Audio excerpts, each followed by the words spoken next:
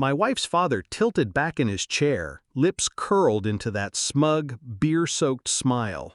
"If my son-in-law is a general, then I'm a ballerina," he said. The room erupted. Laughter ricocheted off the crystal glasses and mahogany walls. I laughed too. Quietly. Not because it was funny, but because in seconds the joke would be obsolete. The double doors burst open, the sound of boots, black uniforms, shouts, and then they came for their general. It hadn't always been this way. Once he'd been my ally. My wife's father treated me like a son when I married her. He offered advice, whiskey, and the illusion of respect. My wife, she was my anchor, or so I thought. The first crack appeared on a Wednesday night. She was in the shower, her phone buzzed on the counter. A message, "Dinner tomorrow? Same place?" from an unsaved number. Harmless, maybe, until the next line, "Wear the dress I like." I didn't confront her. Confrontation gives the enemy a chance to hide the evidence. I started watching. Signs multiplied. Late meetings, secretive smiles at her phone, trips to visit her mother that didn't line up with her mother's hospital schedule. Then came the moment that gutted me. I was parked outside a hotel on a rainy Thursday. I saw her get out of his car. Not just his car, my father-in-law's chauffeur-driven sedan. She was laughing. He was holding her hand like she was something precious. My stomach turned cold. It wasn't just betrayal. It was betrayal wrapped in family, sealed with humiliation. That night, while she slept beside me, I stared at the ceiling and made a decision. No yelling, no tears. I would burn them, quietly, completely, and with witnesses. Step 1, knowledge. I hired a private investigator, not the cheap kind. Weeks of surveillance gave me photos, timestamps, hotel receipts. I didn't need them for court. I needed them for the stage I was building. Step 2, financial insulation. I transferred joint assets into a holding trust under my sister's name, liquidated non-essentials, closed the cracks they could slip through. Step 3, infiltration. I befriended my father-in-law's enemies, business rivals who hated him enough to share their dirt. I learned things about him that even my wife didn't know. Illegal contracts, bribes, a deal with a military procurement officer that could sink him.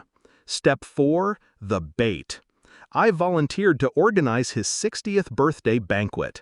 Family, I told him. He liked that, the intimacy, the control. He didn't see the guest list I sent to certain people who had reasons to watch him fall. The banquet was a stage, and I was the quiet director. While the guests sipped champagne, I had the PI deliver a sealed envelope to a colonel in attendance. Inside, documents tying my father-in-law to arms smuggling. His signature, his accounts, his offshore trail. Enough to trigger immediate action. I positioned my wife next to him at the main table. Every smile she gave him tightened the knot in my chest, but that knot was now made of steel. Then came his joke. If my son-in-law is a general, then I'm a ballerina. They laughed. Even she laughed, touching her arm. And then the boots came. The colonel himself entered with 2 military police officers. My father-in-law's smile collapsed into confusion, then fear. Papers were read. Handcuffs clicked. Gasps rippled through the room. My wife stood frozen. She reached for him, the man she'd chosen in secret over me, and the officers shoved her back. Her eyes found mine. "What did you do?" she whispered. I leaned in, close enough that only she could hear. "I just made sure the ballerina got his recital." The colonel glanced at me, a brief, knowing look. My invitation had been his green light. They dragged her father away in front of everyone who mattered to him. The cameras in the hands of his rivals were merciless. In the days that followed, her calls went unanswered. My lawyer delivered the divorce papers, along with a copy of the hotel photos. No screaming matches, no accusations. Just evidence. Thick, undeniable, and final. She tried to play the victim, claimed I'd set her up.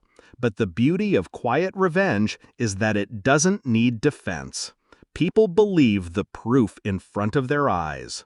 Her father's empire crumbled within weeks. Contracts were frozen, accounts seized, his friends evaporated like mist in sunlight. Months later, I walked past a cafe and saw her through the window. Alone. Stirring a coffee she probably couldn't afford anymore. Our eyes met for a split second. There was no rage in her, just the hollow recognition of someone who'd gambled everything and lost. I didn't stop, didn't wave. Betrayal had turned me into something colder, sharper, and I'd learned the most satisfying revenge isn't delivered in the heat of the moment. It's served slowly, with patience, until the world itself joins in your punishment. They say time heals. I say time exposes.